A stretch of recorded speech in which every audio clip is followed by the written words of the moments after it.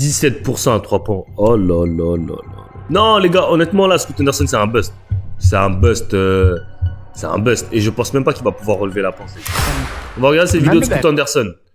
Ok. On va regarder cette vidéo de Scoot Henderson, les gars, qui était considéré un jour comme un concurrent à Wemby, alors que, genre, il y a des gens qui ont le salaire de Bradley Beal. Il y a des gens qui ont osé dire que ce mec-là, il était plus fort que Wemby. Je sais pas si vous vous rendez compte, les gars. Il y a des gens à un moment donné qui ont osé dire que ce mec-là, Scoot Henderson, il était plus fort que Wemby. C'est comme les gens qui disent que Westbrook, genre que Curry il est meilleur que Westbrook. Genre, on se demande par où vous regardez le basket.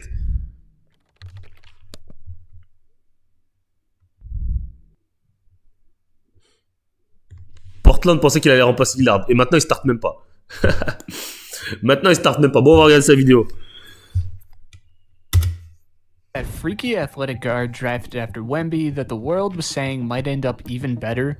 Scoot Henderson was supposed to be the second coming of Gros, John Wall, and John Morant all in one. While most people were saying that he would be the #1 pick in most drafts, Scoot had a pretty rocky rookie season to put it lightly. And now in his sophomore... On le comparait à Ja Morant, Derrick Rose, John Wall, Russell Westbrook. On disait qu'il allait être meilleur que Wemby, les gars. On me disait qu'il allait être meilleur que Wemby, les gars. Season on one of the worst teams in basketball, Scoot Henderson seems to only have gotten worse. Now, Scoot Henderson's rookie season.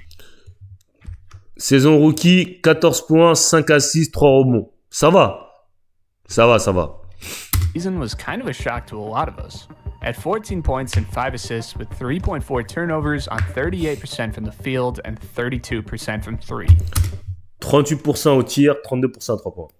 Ouch. Scoot played poorly in his rookie season, but to give him the benefit of the doubt, there were plenty of great players who started out poor, especially at his position. Kyle Lowry took multiple years to develop, and Darius Garland was literally one of the worst players in the NBA before becoming an all-star. Things were not rainbows and sunshine, but due to his age at just 19 years old, it's hard to say it was entirely doom and gloom. En fait, c'est ça aussi, il faut comprendre, quand les joueurs ils arrivent jeunes en NBA, il faut leur laisser le temps un peu, tu vois. Genre...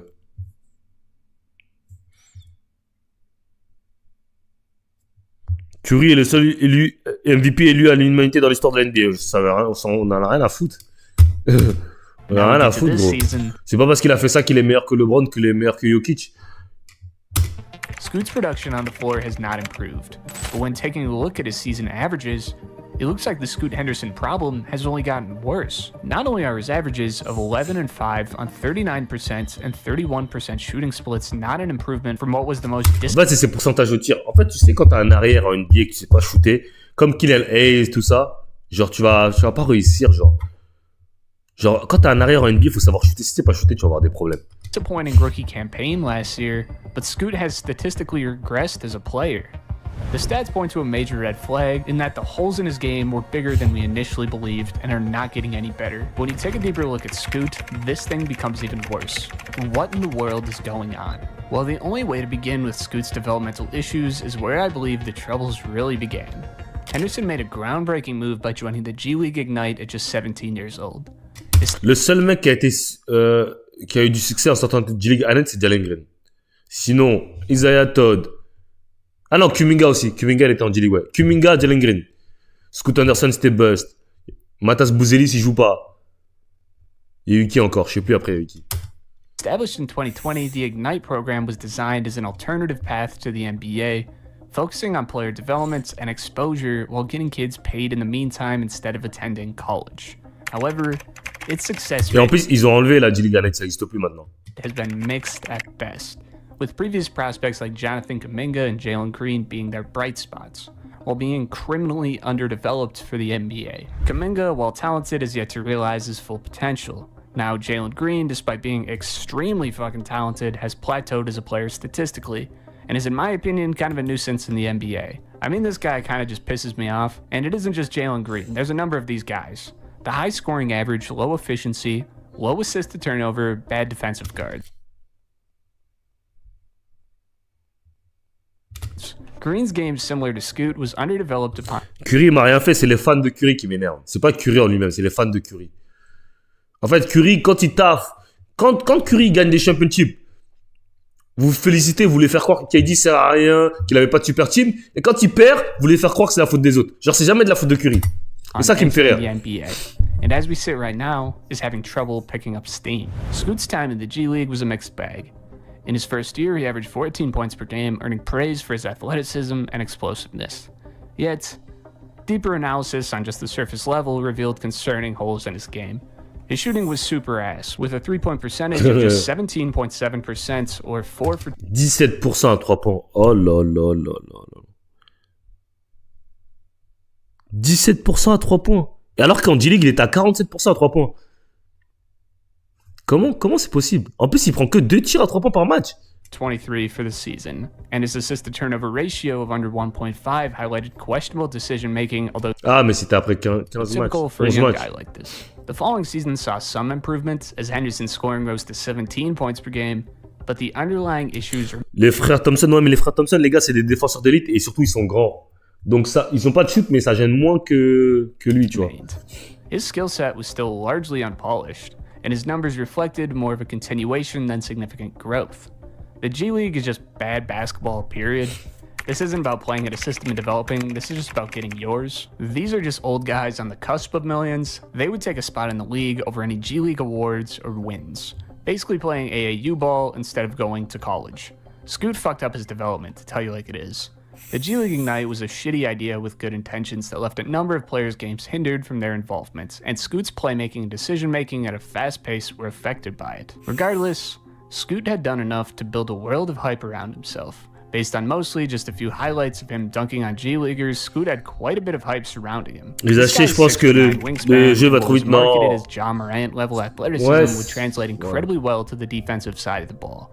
His finishing was assumed to be excellent, mostly based off the eye test from what I can gather, and his mid-range jump shot was around 50%, while his free throw percentage was around 75%, so it was assumed that he could at least be that kind of John Morant level 3-point shooter. Henderson entered the 2023 NBA draft as a top prospect, largely due to his physical gifts and flashes of potential. He was considered the second best prospect in the draft and a potential franchise cornerstone, with some Attends, even viewing him as Scoot, il s'est fait drafter devant Brandon Miller? Non. Je sais plus.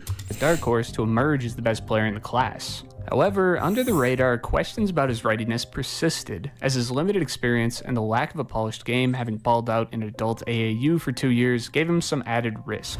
Draft night brought a pivotal moment for Henderson. The Charlotte Hornets, holding the second overall pick, opted for Brandon Miller. Ok, ouais, over les Charlotte ont Scoot, pris le deuxième, citing ouais. concerns about fit since the team already had a star point guard in LaMelo Ball. And congratulations, Hornets fans. I know you guys really suck right now, but Brandon Miller was clearly the better pick than some weird LaMelo at shooting guard lineup. The decision left Scoot available for the Portland Trail Blazers, a team in transition after parting ways with longtime franchise player Damian Lillard. The Blazers saw Henderson as the perfect candidate to Regardez, il y a qui a Moussa. fill the void at point guard and handed him the keys to the offense from day one. The expectations were high, with many predicting he would make an immediate impact and even contend for the Rookie of the Year honors, while Wemby's minutes were more limited and Chet was playing off an injury.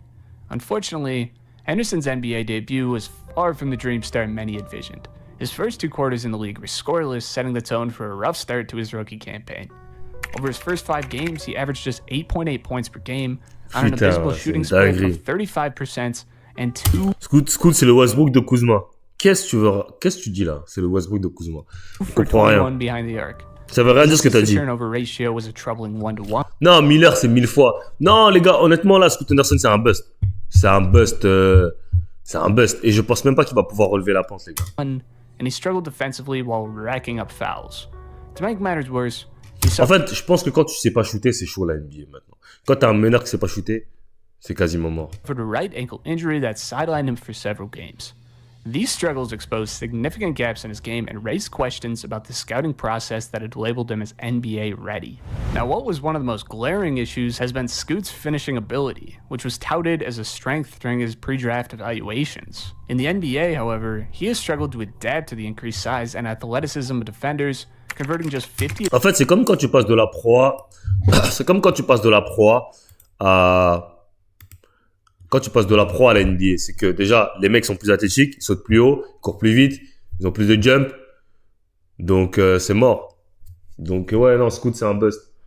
Je pense pas qu'il va pouvoir relever la pente, honnêtement. Je pense que c'est un bust tout simplement. Qu'il est finito.